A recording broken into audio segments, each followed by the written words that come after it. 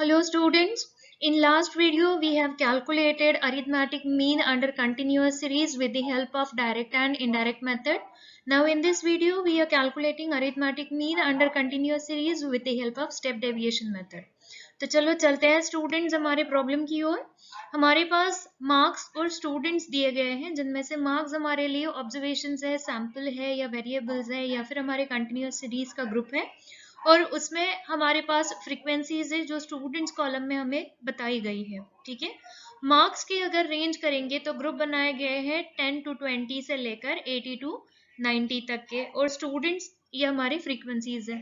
सबसे पहले हमें जिस तरह से हम लोगों ने कंटिन्यूअस सीरीज को कैलकुलेट करना शुरू किया था तो बताया था कि मिड वैल्यू निकालना हमारे लिए ज़रूरी बात होती है, जिसकी वजह से कंटिन्यूअस सीरीज और डिस्क्रीट सीरीज सारे सेम हो जाते हैं।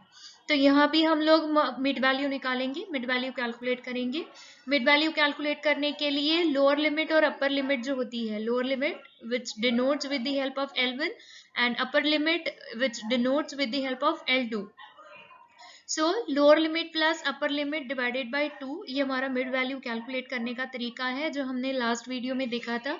अगर आपको याद है तो बहुत अच्छी बात है, भूल गए हैं तो फिर से लास्ट वीडियो एक बार और देख लीजिए ताकि आपको याद आ जाए। ठीक है, तो हम यहाँ भी कंटिन्यूअस सीरीज में मिड वैल्यू कैलकुलेट करेंगे सबसे पहले स्टेप डेविएशन मेथड के लिए कैलकुलेशन के लिए। सो 10 to 20 मार्क्स का मिड वैल्यू आ गया हमारा 15। पहले वाला जो ग्रुप है उसका हमारा मिड वैल्यू आ गया 15, 20 to 30 का 25, 30 to 40 का 35।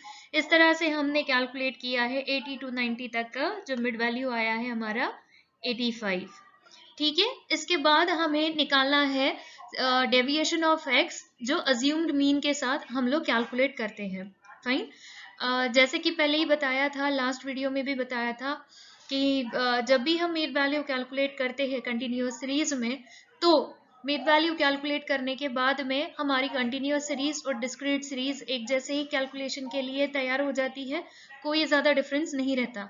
इसलिए यहाँ पे हमें जब dx कैलकुलेट करना है, डेविएशन ऑफ x कैलकुलेट करना है, तो अरिथमेटिक मीन हमें अज्यूम करने के लिए हमारा जो मिड वैल्यू कॉलम है वही मिड वैल्यू कॉलम से ही हमारा एक वैल्यू जो है वो अज्यूम्ड मीन के तौर पर हम लोग ले लेंगे। यहाँ पे रेंज अगर देखेंगे तो 15 से लेकर 85 तक की रेंज है। 15 मिड वैल्यू पहले वाले ग्रुप की और 85 मिड वैल्यू लास्ट वाले ग्रुप की है। तो 15 से लेकर 85 तक का 85 तक की ये जो रेंज है उसका हम मिडिल पॉइंट निकालेंगे, उसका हम उसकी मिडिल वैल्यू निकालेंगे, दैट इज 45। तो ये हो गया हमारा अज्यूम्ड मीन जो यहाँ पे हम लोगों ने बताया है। ठीक है, सो कैलकुलेट करेंगे सिंपल तरीके से। 15 minus 45 is equal to -30, 25 minus 45 is equal to -20। इस तरीके से हम आगे चल रहे हैं सबसे आखिरी वैल्यू तक, सबसे आखिरी मिड वैल्यू तक, that is 85। 85 minus 45 is equal to +40। Okay students, बहुत सिंपल से तरीके हैं ये, बस याद करने की कोशिश कीजिए, ध्यान से समझने की कोशिश कीजिए। ठीक है, हमारा dx कॉलम भी रेडी हो गया है। 30 minus 30 minus 20 minus 10 plus 0 plus 10 plus 20 plus 30 and plus 40, ये रहे हमारे सारे dx कॉलम के डेविएशन ऑफ x कॉलम के ये सारे वैल्यूज हमें मिल गए हैं। ठीक है, अब स्टेप डेविएशन मेथड को कैलकुलेट करने के लिए जो डेविएशन ऑफ x है उसे हम i से डिवाइड करेंगे, i which is known as a common factor. तो मिड वैल्यू में 15, 25, 35, 45 ये सारे जब वैल्यूज हम लोग देखते हैं, ऑब्जर्व करते हैं, तो वहां हमें सिर्फ एक ही कॉमन फैक्टर दिखाई देता है, दैट इज 10। तो ये कॉमन फैक्टर से हम इसके कॉमन फैक्टर से हम dx वैल्यू को डिवाइड करने वाले हैं। ओके, कॉमन फैक्टर आ गया समझ में। 15 to 25, 25 to 35, 35 to 45, 45 to 55 आया है हमारा बीच का नंबर जो है, जो गैप है वो है 10 का, वैल्यू 10 का।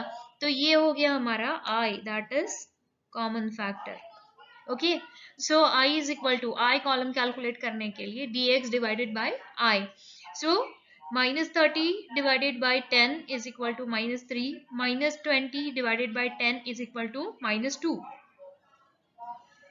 -3, -2, -10 divided by 10 is equal to -1।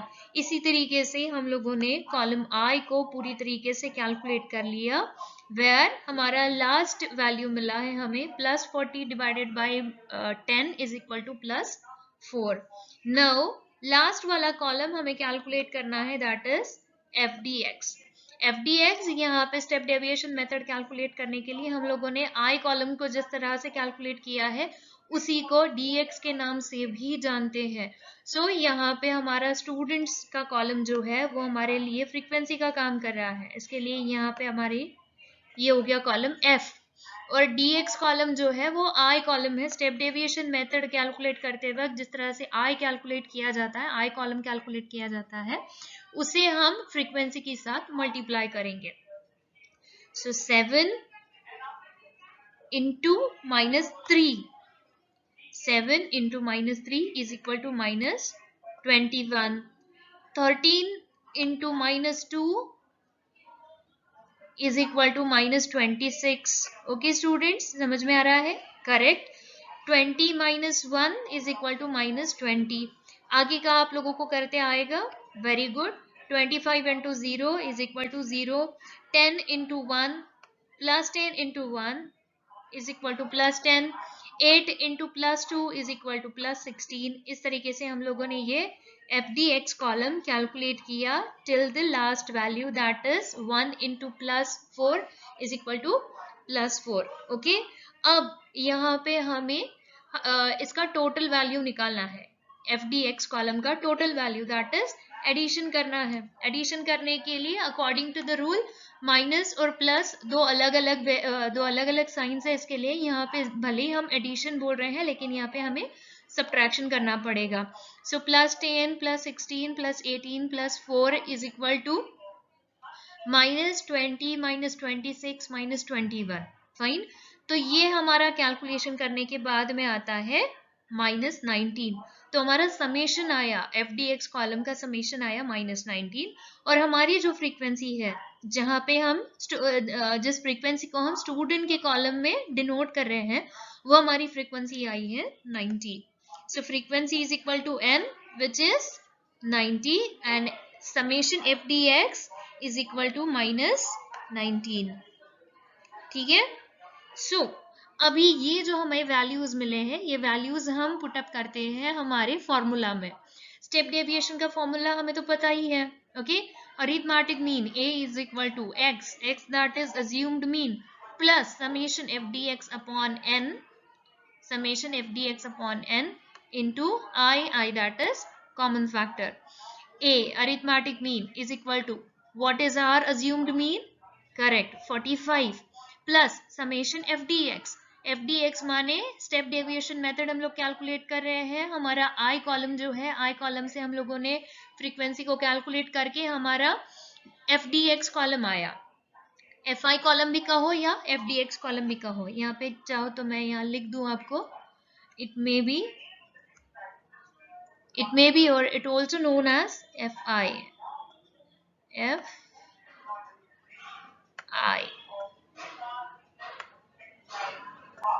Okay, तो आपको और क्लियर हो जाएगा कि हमें वैल्यू कौन सा लेना है। यहाँ पे भी जहाँ समेशन FDX दिया है यहाँ पे भी मैं आपको बता दूं, करेक्ट, F और ये I, ये मैंने आपको बताया formula summation FDX upon n यही यूज किया जाता है। यहाँ पे मैं आपको बता रही हूँ just to understand everything in a easy going manner. Okay, so x plus summation FDX upon n या फिर summation FI upon n into I।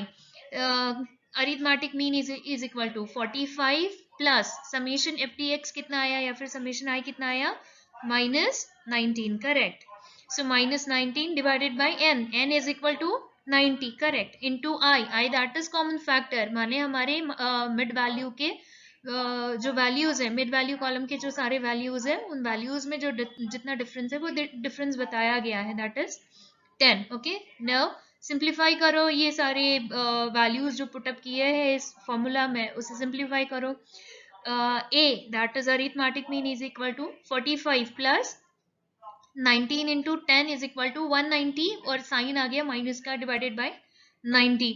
45 plus 190 divided by 90 का कॉलम 90 का आंसर आया -2.11 -2.11. सो इसे और सिंप्लीफाई करते हैं किस तरह से 45 minus 2.11.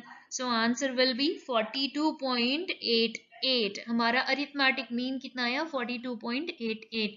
यानी हमारे जो मार्क्स मिले हैं, जो स्टूडेंट्स को मार्क्स मिले हैं, उसमें से हमारा एवरेज कितना आता है 42.88 का. स्टूडेंट्स मेरे ख्याल से आपको स्टेप डेविएशन मेथड से कंटिन्यूअस सीरीज में किस तरह से अरिथमेटिक मीन कैलकुलेट करना है वो समझ में आ गया होगा.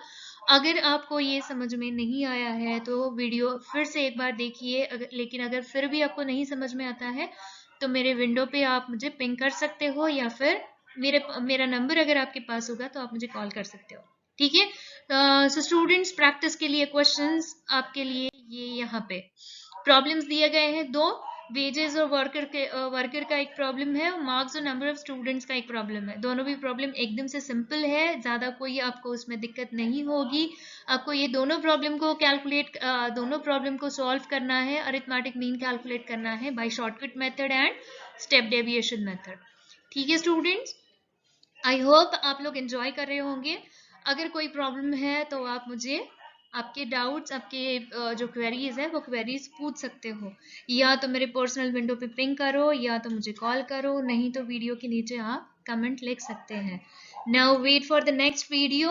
आगे के वीडियो में आपको और कुछ नए तरीके से कैलकुलेशन मिलेंगे. मीडियन के लिए भी जाने वाले हैं हम लोग आगे बाद में. तब तक के लिए stay safe, stay healthy and thank you.